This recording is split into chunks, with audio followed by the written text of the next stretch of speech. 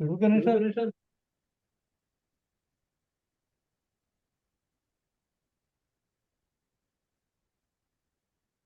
मनोज जी मनोज शुरू जी करें। शुरू करें। जी जी बिल्कुल। इस बार इस हम बहुत बार हम जल्दी बहुत बोल जल्दी रहे बोल हैं रहे हैं क्योंकि क्योंकि बाजार में भी बाजार में भी काफी काफी उछल उथल है पुथल है और और लोगों को लोगों को सही जानकारी चाहिए। जी जी।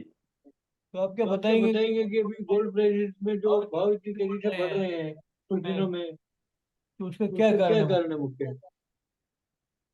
आ, नमस्कार सेठी साहब। जहाँ तक गोल्ड का सवाल है तो हमने वर्ष 2024 की शुरुआत से अभी तक में अच्छे जो रिटर्न्स है वो सोने में बनते हुए देखे हैं। इंटरनेशनल मार्केट में सोने की जो शुरुआत है इस वर्ष जो है लगभग $2080 के आसपास से हुई थी और ऊपर में हमने $2522 तक का इंटरनेशनल मार्केट में सोने की कीमतों को जाते हुए देखा। इंटरनेशनल मार्केट में सोने ने अपने शुरुआती स्तरों से लगभग 22% का रिटर्न दिया था। और हालांकि हमने देखा कि ऊपरी स्तरों से लगभग 4% के आसपास कीमतें करेक्ट होती हुई नजर आई है। वहीं अगर भारतीय बाजारों की बात करें तो यहाँ पे हमने शुरुआत जो है 63,200 के आसपास से होते हुए देखी थी, जो ऊपर में 74,700 के ऊपर जाती हुई नजर आई थी। यूनियन बजट में हमने अप्रत्याशित इंपोर्ट ड्यूटी कट होते हुए देखा 9% का। उसके चलते एक शार्प जो है डिक्लाइन भारतीय बाजारों में आते हुए देखा। लेकिन ड्यूटी कट के पहले भारतीय बाजारों में 18% से अधिक की तेजी सोना दिखा चुका था। और अभी ड्यूटी कट के बाद भी अभी लगभग हम साल की शुरुआत से लगभग 9% ऊपर हैं। सोने की कीमतों में जो बढ़त है वो पिछले कई वर्षों से जारी है और इस वर्ष भी जो बढ़त हम देख रहे हैं सोने में, उसके पीछे दो तीन वजह मुख्य है। पहला तो यहाँ पे जो ग्लोबल सेंट्रल बैंक है उनकी बाइंग जो है लगातार बनी हुई थी और उसके चलते सोने में मजबूती थी। दूसरा, जियोपॉलिटिकल टेंशंस बने हुए हैं, वह भी यहाँ पे सोने की कीमतों को सपोर्ट करते हुए नजर आए हैं। और यूएस फेड जो अभी तक ब्याज दरों में लगातार बढ़ोतरी कर रहा था, अब वहां पे साल की शुरुआत से ये संभावना बनती हुई नजर आई थी कि वर्ष 2024 में यूएस फेड की तरफ से ब्याज दरों में कटौती देखने को मिलेगी और वह भी एक बड़ा कारण था जिसके चलते सोने की कीमतें मजबूती दिखाती हुई नजर आई। तो ये तीन बड़े कारण थे जिसके चलते हमने देखा कि सोने की जो तेजी है वर्ष 2024 में भी जारी रही, सेठी साहब। अभी तो ये ये मैं थोड़ा मैं थोड़ा कंफ्यूज है कंफ्यूज है कि अभी कि अभी इन्फ्लेशन और inflation और रिसेशन दोनों की बातें एक साथ रिसेशन हो एक रही साथ हो हैं। रही है। नहीं, फेड का यहाँ पे कोई कंफ्यूजन वाली बात नहीं है। पहले जो जुलाई की पॉलिसी मीटिंग हुई है यूएस फेड की, उसके पहले तक यूएस फेड की तरफ से यह कहना था कि जब तक इन्फ्लेशन जो है उनके टारगेट रेट 2% तक नहीं आ जाता तब तक वो ब्याज दरों में कटौती की शुरुआत नहीं करेंगे। लेकिन हमने देखा है कि यूएस के जो आर्थिक आंकड़े हैं वो लगातार कमजोर आ रहे हैं और यूएस के जो नॉन फॉर्म एम्प्लॉयमेंट है वो काफी सालों के निचले स्तर पर पहुंचते हुए नजर आए हैं। मैन्युफैक्चरिंग और फैक्ट्री एक्टिविटीज में लगातार गिरावट देखने को मिल रही है और उसके चलते अब यूएस फेड की तरफ से ये संकेत आ रहे हैं कि जो सितंबर की पॉलिसी मीटिंग है वहां से ब्याज दरों में कटौती की शुरुआत होगी। अभी जो फेड का पॉलिसी रेट कट का जो हम कह सकते हैं कि जो एक एक्सपेक्टेशन का जो मीटर रहता है, वहां पे अब संभावना ये भी बन रही है कि सितंबर मंथ में 25 बेसिस पॉइंट के बजाय यूएस फेड जो है 50 बेसिस पॉइंट का रेट कट भी कर सकता है। तो यहाँ पे इस वर्ष के अंत तक यूएस फेड की तरफ से 75 से 100 बेसिस पॉइंट रेट कट तक की संभावनाएं बनती हुई नजर आ रही है, जिस तरह से यूएस के जो आर्थिक आंकड़े पिछले एक दो महीने में आते हुए नजर आए हैं। तो मेरा मानना है कि यूएस फेड में कोई कंफ्यूजन नहीं है ब्याज दरों में कटौती को लेकर के। और निश्चित रूप से जो अगली पॉलिसी मीटिंग है वहां पे ब्याज दरों में कटौती होती हुई नजर आएगी और हमारा मानना है कि एग्रेसिव रेट कट भी यहाँ पे देखने को मिल सकता है। सेंट्रल बैंक सेंट्रल हमको बैंक हमको एग्रेसिव दिख एग्रेसिव रहे हैं कि नॉर्मल नॉर्मल लग रहे हैं लग रहे हैं खरीदारी में? खरीदारी में। आप फिर से रिपीट करेंगे सर क्वेश्चन? कि कि सेंट्रल बैंक सेंट्रल जो बैंक खरीद जो रहे हैं खरीद गोल्ड रहे हैं वो गोल्ड एग्रेसिव है कि की सामान्य सामान खरीदारी कर रहे खरीदारी हैं? कर नॉर्मल? नॉर्मल। सेंट्रल बैंक की जहां तक बाइंग का सवाल है तो चाइना ने पिछले 3 महीनों से खरीदारी पे विराम लगाया है क्योंकि चाइना की जो इकोनॉमी के हम देख रहे हैं कि हालात वो कमजोर है और आर्थिक आंकड़े उसके लगातार कमजोर आ रहे हैं। तो चाइनीज सेंट्रल बैंक की तरफ से पॉज देखने को मिला है, बावजूद उसके ग्लोबल सेंट्रल बैंक्स की बाइंग बनी हुई है और जो वर्ल्ड गोल्ड काउंसिल की अभी लेटेस्ट रिपोर्ट आई है उसके मुताबिक भी यहाँ पे सोने की जो डिमांड है वो बेहतर बनी हुई है वर्ष 2024 के फर्स्ट हाफ में। और सेकेंड हाफ में भी ये डिमांड बनी रहेगी, क्योंकि भारत में हमने जिस तरह से अप्रत्याशित ड्यूटी में कटौती देखी है, तो उसकी वजह से कंज्यूमर डिमांड में बड़ा इजाफा जो है आने वाले समय में देखने को मिलेगा। तो 2024 के सेकेंड हाफ में भी बेहतर डिमांड यहाँ बनी रहेगी, और जो ग्लोबल सेंट्रल बैंक है वो भी अपनी जो बाइंग है उसको जारी रख सकते हैं। अभी अभी गोल्ड गोल्ड 18% बढ़ चुका है ऑलरेडी 2024 में। तो नेक्स्ट मंथ के लिए आपकी पूरे साल के लिए क्या एक्सपेक्टेशन है? मेरा मानना है कि यहाँ पे एक अच्छी बढ़त के बाद हम ने ऊपरी लेवल से कुछ करेक्शंस भी होते हुए देखे हैं। इंटरनेशनल मार्केट में $2522 जाने के बाद सोना नीचे में $2400 तक भी आते हुए नजर आया है। और हमारा मानना है कि यहाँ पे एक टेक्निकल जो करेक्शन ड्यू था वो होता हुआ नजर आया है। और कहीं ना कहीं $2360 जो है इंटरनेशनल मार्केट में अब अहम सपोर्ट जो है सोने के लिए रहेंगे शॉर्ट टर्म में। वहीं अगर भारतीय बाजारों की बात करें तो यहाँ पे ड्यूटी कट और जो इंटरनेशनल मार्केट में करेक्शंस हुए हैं उसके चलते हमने हेल्दी करेक्शन बनते हुए देखे हैं। और कीमतें 74,700 से नीचे में 68,000 के भी नीचे जाती हुई नजर आई थी। तो हमारा मानना है कि यहाँ पे शॉर्ट टर्म में थोड़ी वॉलेटिलिटी बनी रहेगी, और $2360 इंटरनेशनल मार्केट में और 67,000 जो है भारतीय बाजारों में ये अहम सपोर्ट जो है वो बनते हुए नजर आएंगे।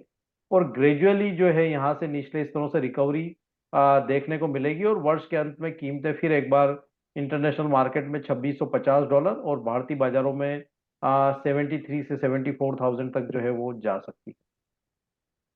अभी कुछ कुछ एनालिस्ट जो एनालिस्ट ग्रुप है ग्रुप है वो वो मान रहे हैं मान रहे हैं कि कि उनका उनका अंदाजा है कि अंदाजा है कि $2730 तक जाएगा। जाए 2730।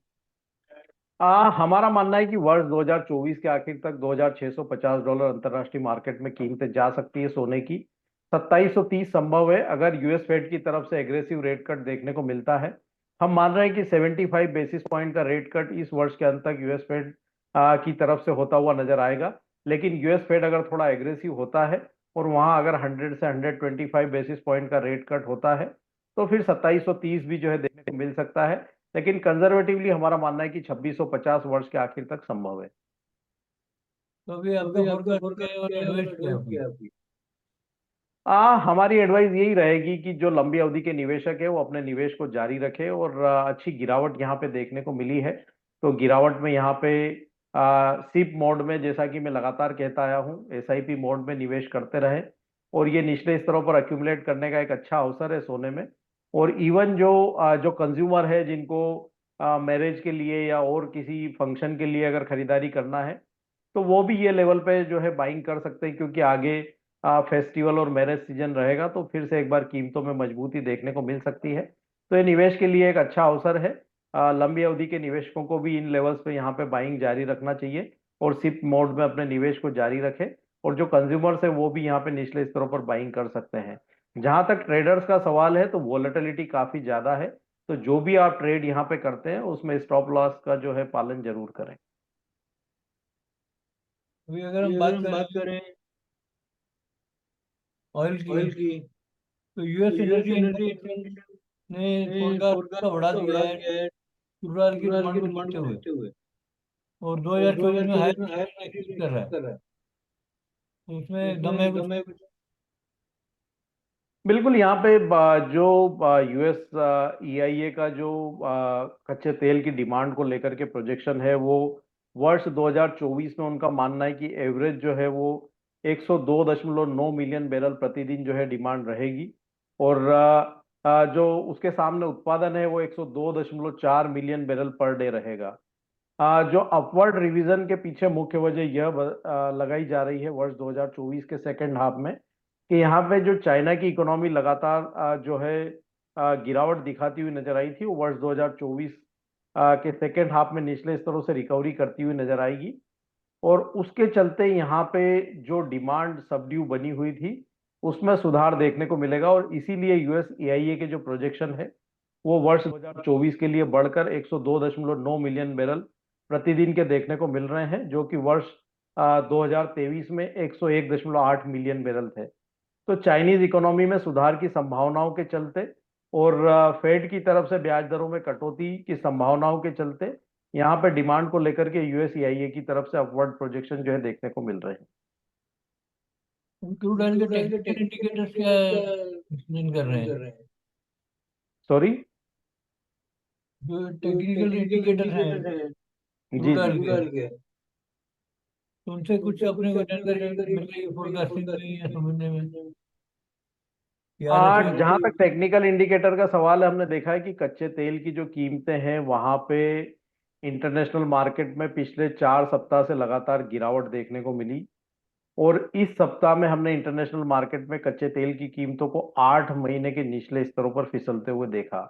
उसके पीछे बड़ी वजह यह थी कि जिस तरह से जेपनीज येन में डॉलर के सामने मजबूती देखने को मिली थी और येन के जो कैरी ट्रेड में अनवाइंडिंग हेज फंड की तरफ से देखने को मिली थी, उसकी वजह से रिस्कियर असेट्स में जो है एक भारी सेल ऑफ सप्ताह के शुरुआत में देखने को मिला था और कच्चे तेल में भी दबाव बनता हुआ नजर आया था। दूसरा, यूएस में रिसेशन फियर्स की संभावनाओं के चलते भी कच्चे तेल की कीमतों में दबाव था। और आज जो यूएस एपीआई की इन्वेंट्री रिपोर्ट आई है उसमें अनएक्सपेक्टेडली यूएस की इन्वेंट्री में बढ़त देखने को मिली है, जो अभी तक पिछले 5 सप्ताह से लगातार वहां पे गिरावट देखने को मिल रही थी। तो इन सभी चीजों के चलते यहाँ पे कीमतों में थोड़ा प्रेशर बना हुआ है। शॉर्ट टर्म में हमारा मानना है कि कीमतें $68 से $78 प्रति बैरल, मैं डब्ल्यूटीआई की बात कर रहा हूँ, उस दायरे में बनी रह सकती है। जहां तक टेक्निकल इंडिकेटर्स का सवाल है, वो शॉर्ट टर्म में थोड़ी वीकनेस यहाँ पे चार्ट पे दिखा रहे हैं, लेकिन लंबी अवधि में निचले स्तरों से फिर एक रिकवरी देखने को मिल सकती है। हमारा मानना है कि $68 प्रति बैरल के नीचे कच्चे तेल की कीमतें जाती हुई नजर नहीं आएगी और निचले स्तरों पर वहां फिर से एक बार सपोर्ट जो है वो देखने को मिलेंगे। ऊपर में $78 डब्ल्यूटीआई के लिए स्ट्रॉन्ग रेजिस्टेंस बने हुए हैं। वो स्तर अगर पार होता है तो वर्ष के आखिर तक फिर एक बार $84 प्रति बैरल तक डब्ल्यूटीआई जो है वो टेस्ट कर सकता है।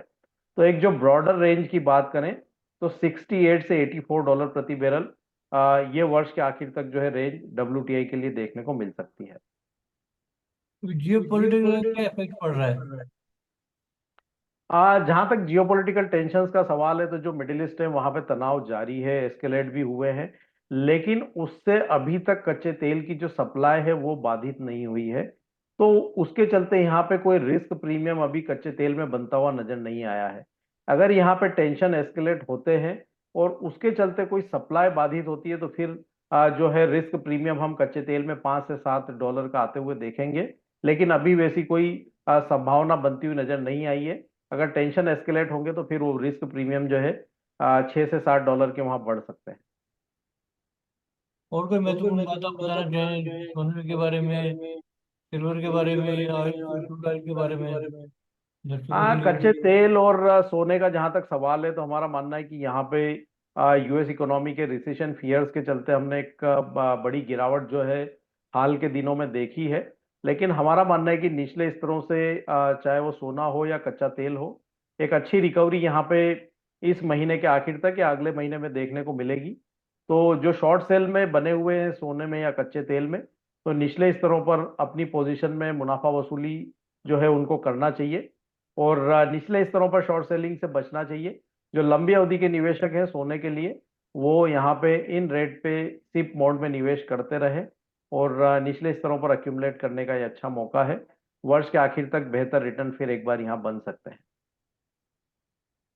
तो मनोज जी, मनोज आपने जी बहुत आपने अच्छा बहुत अच्छा बताया बताया थैंक यू सोने सर। और सोने कच्चे और कच्चे तेल के तेल बारे के में, बारे में, क्योंकि अभी क्योंकि अभी जियो पोलिटिकल काफी जियोपॉलिटिकल बड़ा काफी मेजर इशू हो गया इशू हो है। गया है जी। और ये और ये ऐसी चीजें जो ये पूरे जो देश पूरे को देश को प्रभावित कर प्रभावित सकती कर है। सकती है, तो इसलिए इसलिए जरूरी था कि जरूरी था अपने कि अपडेट करें अभी नया जो हलचल हुई है। बिल्कुल। तो बहुत तो बहुत बहुत बहुत धन्यवाद, धन्यवाद नमस्कार, आपका thank you sir, thank you. शामिल होने के लिए। के लिए। भविष्य में भी भविष्य में आपका भी आपका सहयोग सहयोग मिलता मिलता रहेगा। रहेगा। बिल्कुल। सेम करना। Thank you. थैंक यू जी, धन्यवाद। धन्यवाद।